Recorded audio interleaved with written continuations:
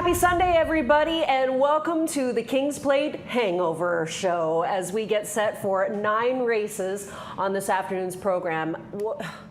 Look, it was a really busy day yesterday, and I can't promise you energy at 100%. Like this Energizer bunny, she's going to be winding down, I think, throughout the day. But how do you feel? I'm with you. I'm with you. Have you ever tried a Red Bull?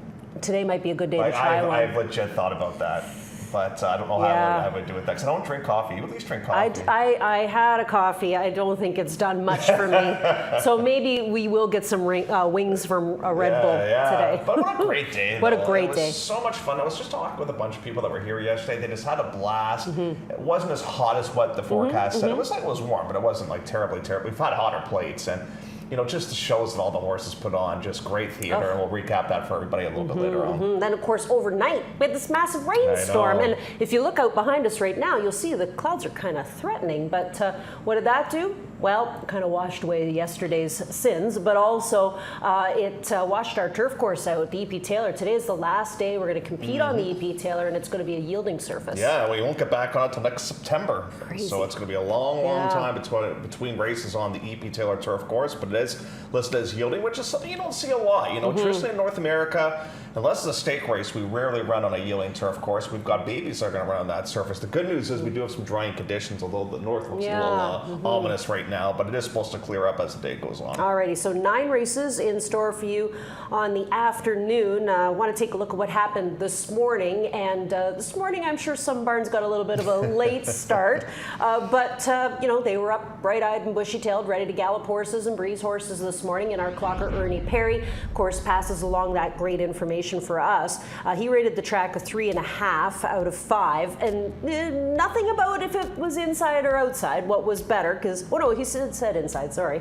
But work of the day, this John Ross horse, I think he's passed this horse on before, correct? I've chased this horse twice now. Ran great first time out against the Sittard horse that ran the plate yesterday, and then a bit of a disappointing race last time out. And he says the best wagering race of the day is race number 6 that we will focus in on a little bit later on. But even the head clocker, Ernie Perry, has got some fatigue. This is a very Cole's Notes version of the clock report from this morning. He was feeling it too, I think, a little bit as well. Absolutely. Like traditionally we used to run the plate or any major day on a Sunday, and then Monday we could all relax. But this is something we have to get used to now that we run the race on a Saturday. The Vice Regent will be our on-track feature for the day. Today it'll go as race number 7, 5/8 of a mile on the inner turf. Yeah, and the 2-time defending champion, Outlaw Kid, back in action again. There, looking for the 3-peat in that race. So really nice horse. He's a fun horse, beautiful looking animal too. And what's cool about him is he can win going 5 furlongs, but he doesn't have that blazing speed. He likes to get kind of that slingshot momentum off the turn and get rolling. Yeah, from what I remember too, he's a big horse. Yes, beautiful animal, beautiful animal. So we look forward to seeing him this afternoon as well. Okay, let's get into our topics for the day today. As usual, it is the regular 7 topics that we will discuss. And we're going to kick things off in race number 4 on the afternoon. Now, the 4th race is a baby race. We have quite a few baby races today, but this is a maiden optional claimer. Now, if they're in for tags, it's $40,000. 6.5 furlongs will be the distance. I feel like I'm starting to lose my voice. You know who probably lost his voice yesterday? Kevin. I would assume that would be the case, yes. I found like the more we were interviewing him, because the more victories he had yesterday, the more his voice was starting to crack. Now, does he have anything here in this race? He does. He's got a horse by the name of Holy Rambo. Now, this is an Adina Springs. This is a Stronach horse. This is the second foal from this mare. The mare was a 6-time winner. She made good money on the track, well over $300,000.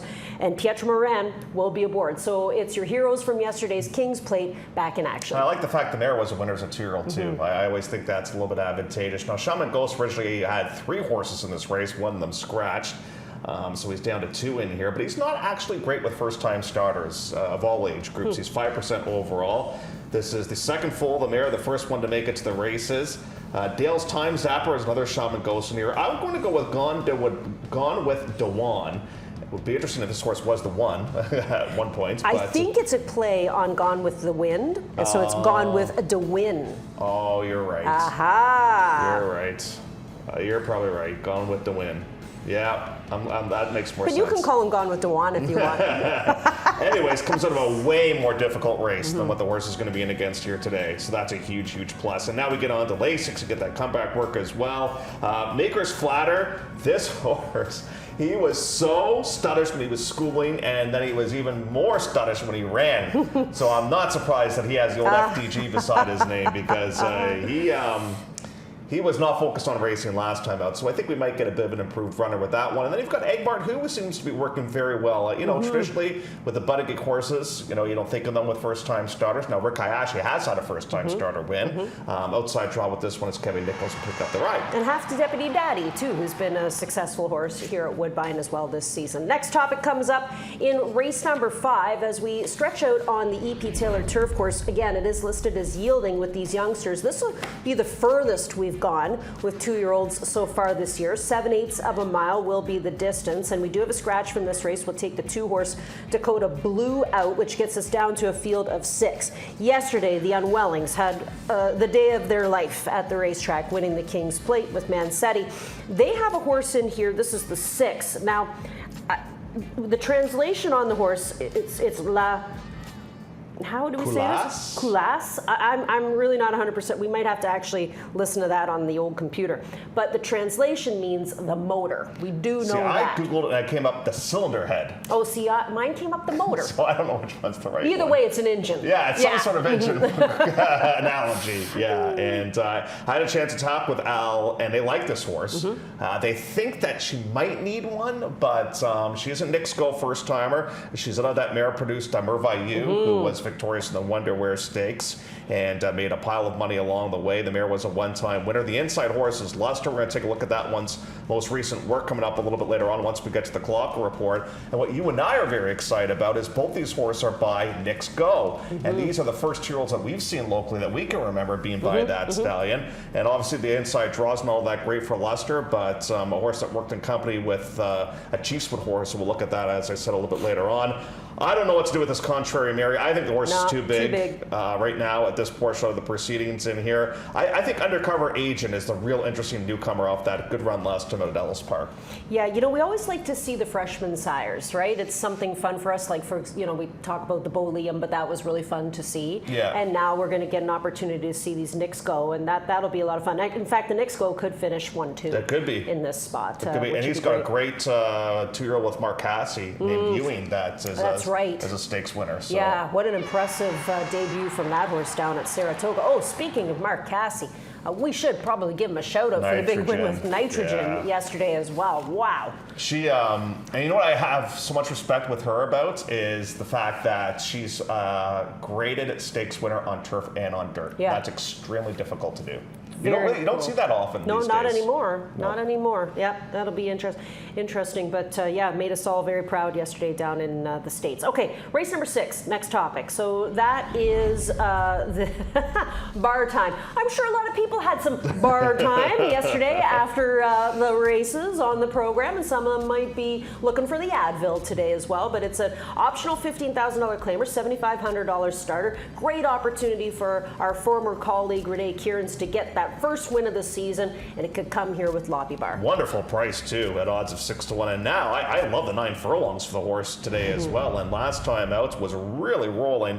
Now we're going to start this on a freeze because I want to identify 2 horses. So first of all, our crew is going to identify the favorites for many people on this replay, that being Lobby Bar, but one that didn't have a great race, I thought, and a great trip with Swan Lake. So let's identify both these horses right now, and then we'll eventually start this. So here's a look at Renee's horse, that's Lobby Bar, and here's Swan Lake, who's Telestrator's doing its thing again. Oh, well, I think it needs to take a day off. It needs to take a break. I can't operate this Telestrator for whatever reason. But what happens here is Lobby Bar is on the outside and gets smooth sailing. Swan Lake does not. And right now, here comes Lobby Bar on the outside with 0-4, really starting to roll. And poor Ryan, he can't go anywhere. He's absolutely... You can see it right there. He's locked behind a wall of horses, and here comes Zerl. Peja Du, meanwhile, is on the front end and a very difficult horse to pass. And still, Ryan has nowhere to go here with Swan Lake. So here's Swan Lake right here. And this horse rallies great.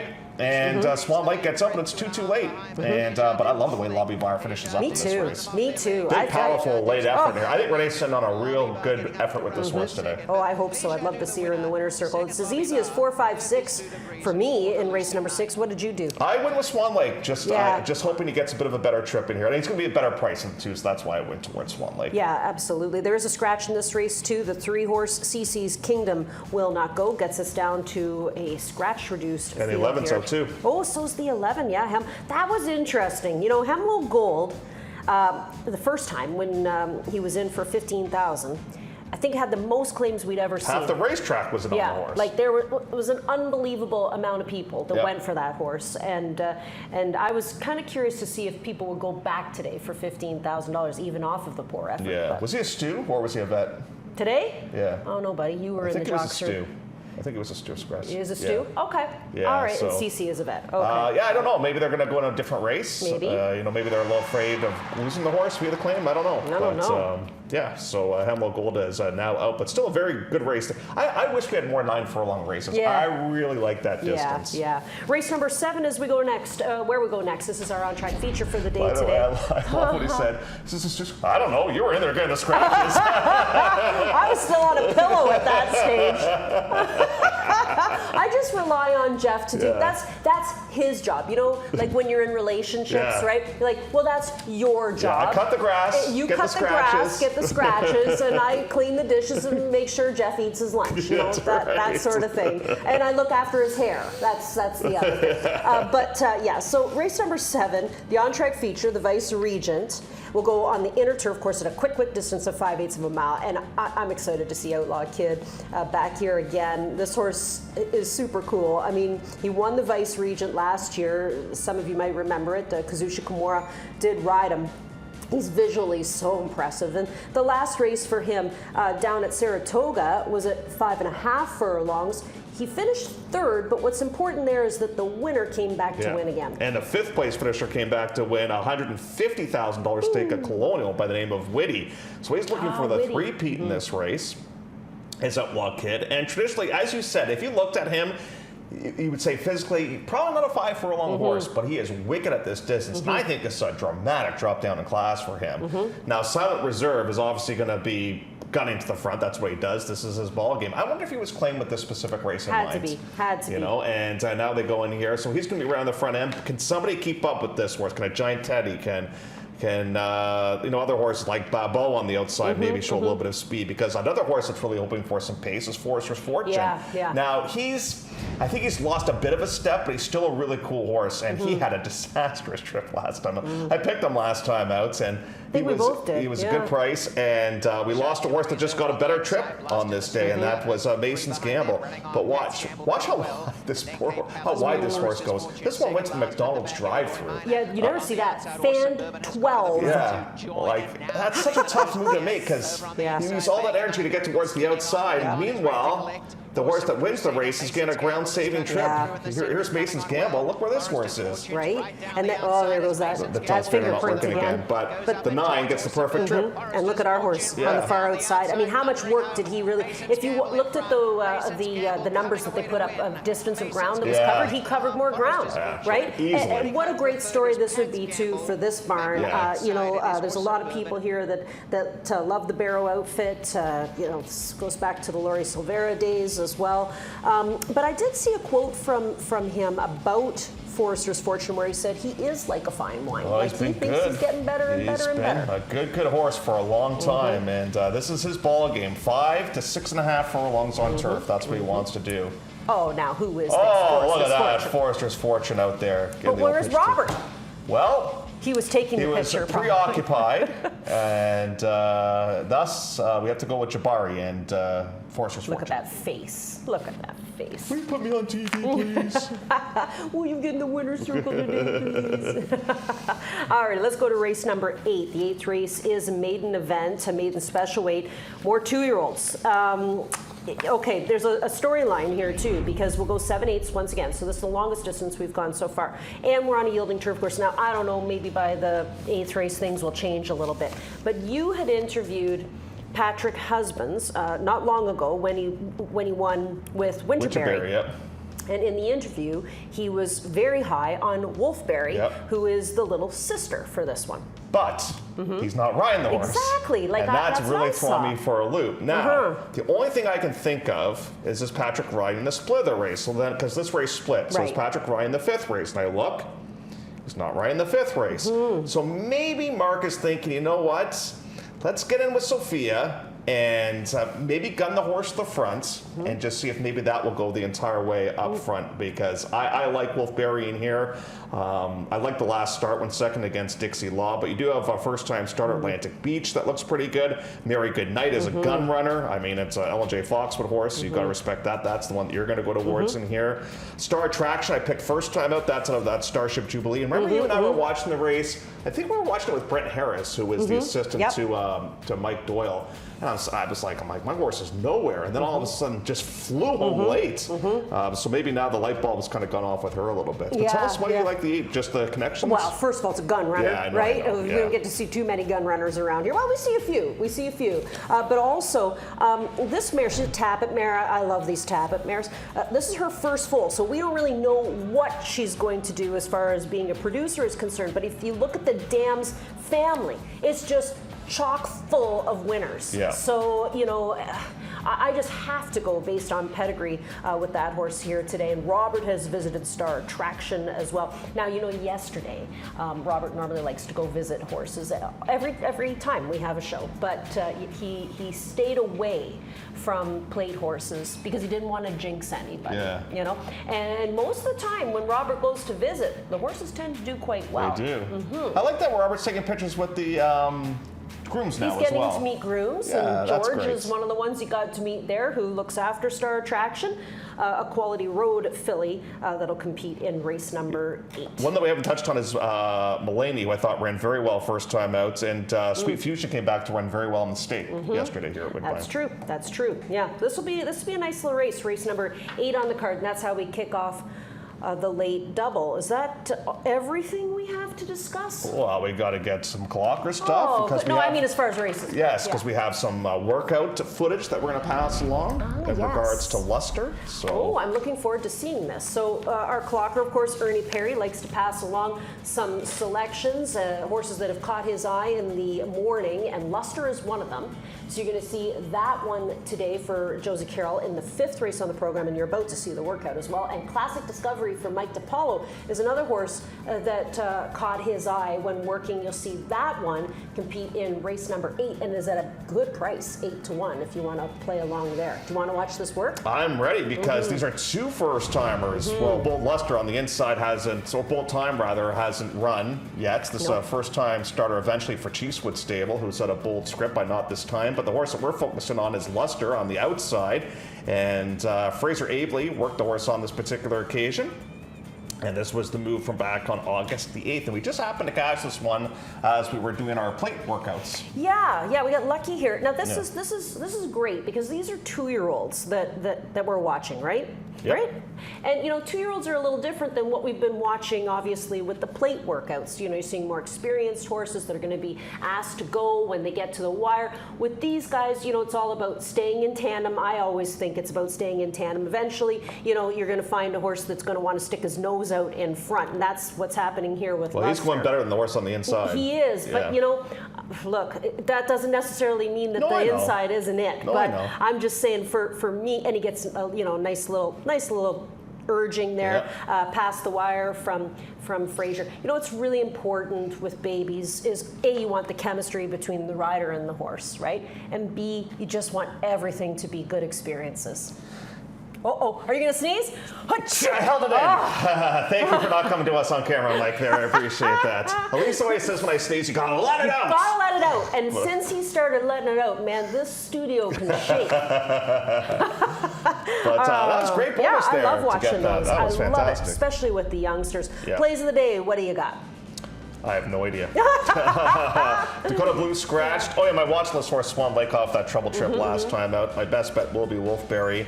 And my long shot comes up in the last. Now I realize this horse is moving up in class, but I love the way the horse ran last time out for New Connections. This is Please Don't Go for Amanda Cameron. Got picked off desperately late for 15. I realize it's a far tougher race, and I do think Conn Smythe's going to be really tough to beat in that race. But I'm just looking for a bit of a price to wrap up the weekend. Maybe trying to recoup all my losses from the weekends. Yeah, well, hey, Please Don't Go really improved on the grass. Yeah. So there you go. Okay, watch this horse jinx me. I'm going to go another time, right? Give me the third trip. Holy Rambo is the first-time starter I'm interested in. That's the Stronach runner. Outlaw Kid, of course, ships in to win. He's a good-looking horse, too, and Conn Smythe in the last race. I mean, it's his race, for sure.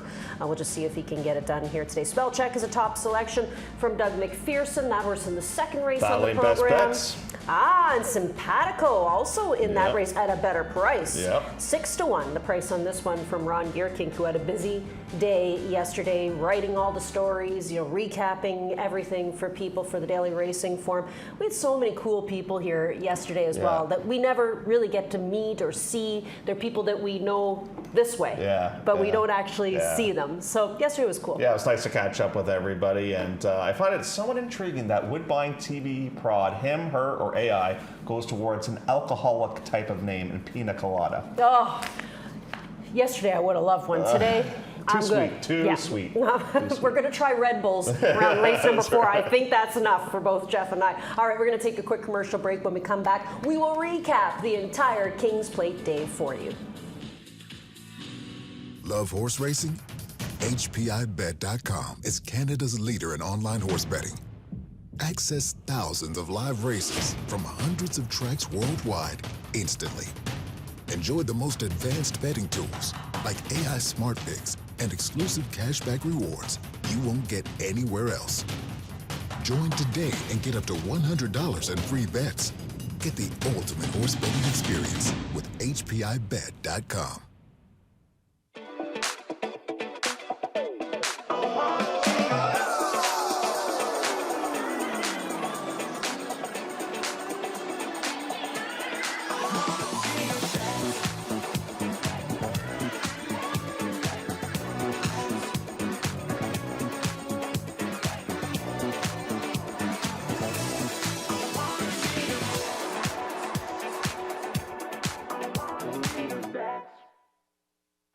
Download the Bet365 app, the only sports book available to bet on today's races, and see why it's never ordinary at Bet365.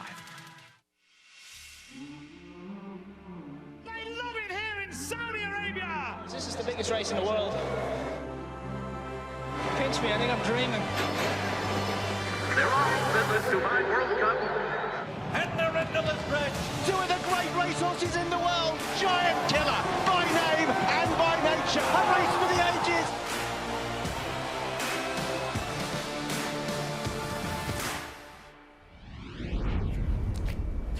Well, we got to bring the third part of our team into the mix, that being our announcer, Robert Geller, who had a fantastic day yesterday. Robert, great calls. Now, we were going to bring you down here, but everybody's a little too tired, so we thought maybe you should stay up in the booth and enjoy yourself. Robert, where are you? Oh, Robert. Hello, Robert. I'm in the clouds. I'm up in the clouds. Great day yesterday. We talked about it together after the races were done. We were all upstairs chatting about it. It was just such a great day, great racing, great finishes. What was one of the highlights for you? It was a magical day. There were many highlights, but certainly I think I felt the atmosphere, particularly on early with the EP Taylor. Well, early, but because that was ahead of the King's Plate, there was such a roar from the crowd as these two fantastic competitors came down the stretch. She Feels Pretty and Diamond Rain, and they staged an epic battle. It was extremely solid performances by both, and that got the crowd into the race a lot, and I really loved the King's Plate. I mean, there was a moment in that King's Plate where I just felt, wow, Man City's just gone into overdrive. And probably came inside the 3/8, and you never know when they get into the stretch. Some horses can really stop, but great performance by the runner-up as well. But altogether, there were so many great performances on the day as we'll take a look back. Yeah. Yeah, well, let's start things off with the first stake of the day yesterday, that being the Catch a Glimpse. That race at 6.5 furlongs on the EP. Now, this race sets up as a prep for the Natalma. And I didn't say this horse's name correctly. I know you can't say it correctly, Jeff, but I know Robert can. And this is a Josie Carroll runner, Fraser Abley aboard, now a perfect 2 for 2. Robert, I think no doubt about it, this was the best horse in the race. I feel that. I felt in the call, you know, I was seeing Sweet Fusion make this move, but really didn't continue with that move. And of course, Yevalache just really rebounded, and as soon as that competitor came up close, moved away. So it was the real deal, and there's no doubt that the best horse won that race.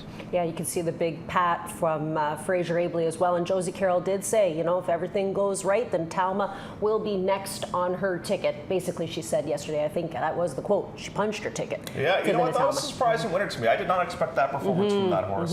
Kudos to the Connections first stake win for Mario, which was great to see. And he's been a long-time supporter of the game here. And, you know, to pick up a win like that was just so significant. And just goes to show you that, you know, sometimes 2-year-olds that can improve so much from one race to the next. Well, Mario tried to explain to me how to say the horse's name properly. I'm just, unfortunately, such a Canuck that I just can't roll my R's and do it all the right way. Okay, let's go to the next stake, BP Taylor. Robert, this was one of your favorites from yesterday.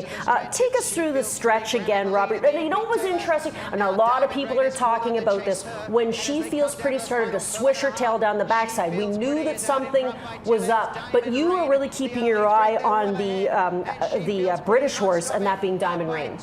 Yeah, I did notice the tail swishing in the backstretch, and Diamond Rain missed the start. This was a terrific effort by both horses, and so far separated from the others, which showed how much more dominance they had. And I think that, you know, Diamond Rain, a first-time try on the surface here on the EP Taylor, was a magnificent second. I haven't seen horses turned out that magnificently that often. Like Diamond Rain. She looked $1 million in the post-parade. I have to say it was a great performance by both, but I think Diamond Rain was a little unlucky given that she broke poorly. Nonetheless, She Feels Pretty is hard to pass. You were saying you heard they're both going to the Breeders' Cup, right, Jeff? That's the plan. Yeah, to both of them go to the Breeders' Cup. I actually had a chance to catch up with William Buick after the race, and he was thrilled with how their horse ran. Yeah. You know, they're kind of playing catch up a little bit. Like She Feels Pretty is the horse to beat, and the start, you know, it didn't really go all that well. And you know, that's your first North American start, and you know, you don't get at the gate all that great, and as Robert said, you're so clear of everybody else. But Robert, it just goes to show you, like, I wasn't sure if she just started to grab the bridle or what exactly happened. The fact that she got stepped on during the race, you know, you don't think of that happening, but it's actually amazing it doesn't happen more often in a race. True. Yeah, and you were up close and personal. Did you see anything? I did not until Johnny pointed it out to me.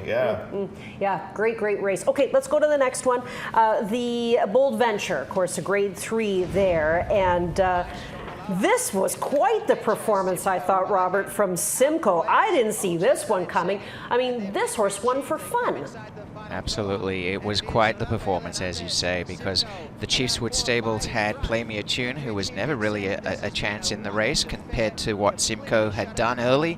There's Play Me a Tune running on, and we were thinking probably the other way, but what a terrific training feat. Katerina Vasilieva's done really well with Simco, has a really good understanding of this horse who's traveled well. I was so impressed with that win. I was a bit surprised, to be honest, how much separation at the wire. They just missed the track record, too, Did they by really, 19 100ths of a second. Wow. Yeah, that's how fast that time was. So that was a no doubt about it performance. I mean, that horse absolutely crushed in that race. I know. And there were so many horses that I thought would give this one a bit of a challenge, but it wasn't even a fair fight. I know. I agree. That was a big surprise for me. Like, just, I mean, you know, we saw the horse on the ticket, but not winning by that 10. Way. Yeah. I mean, a miraculous performance there from that one. Okay, the big dance on the program, race number 9, of course, the King's Plate, 166th edition. Now, you have the best view, Robert, and you're so great at spotting horses that are making a run. Was there anybody at this stage in the game that you thought might be able to get close to beating Mansetti? No, I really didn't. I know. And I was wanting to declare Mansetti a winner earlier, but then I know that you just can't really be sure. But look at the run of the runner-up. How much ground has been recovered? And that was a 2.5 length victory. So Tom's magic, sort of made me feel, okay, yeah, it was better to be a little safer. But nonetheless, Mancetti, to me, there's always a winning move in a King's Plate.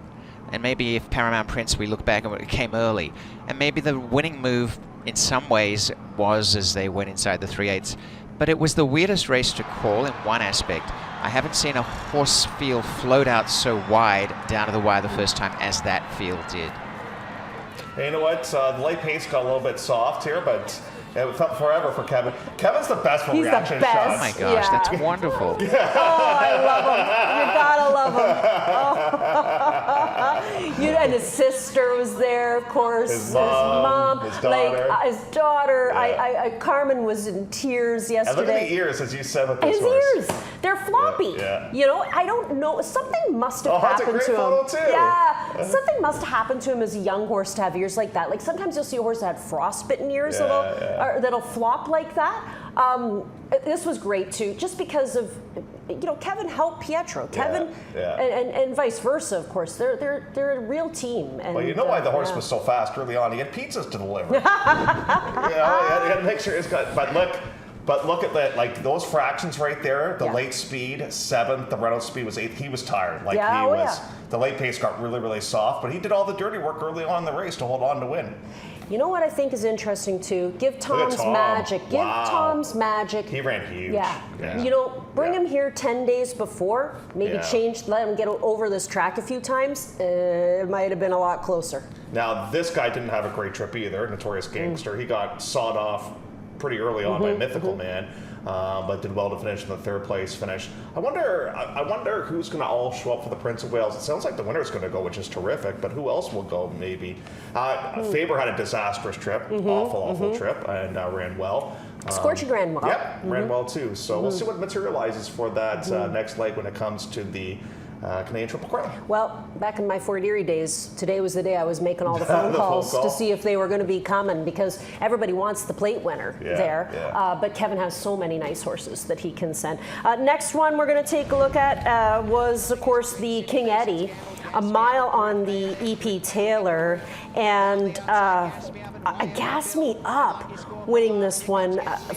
This was a great finish, Robert. A great race.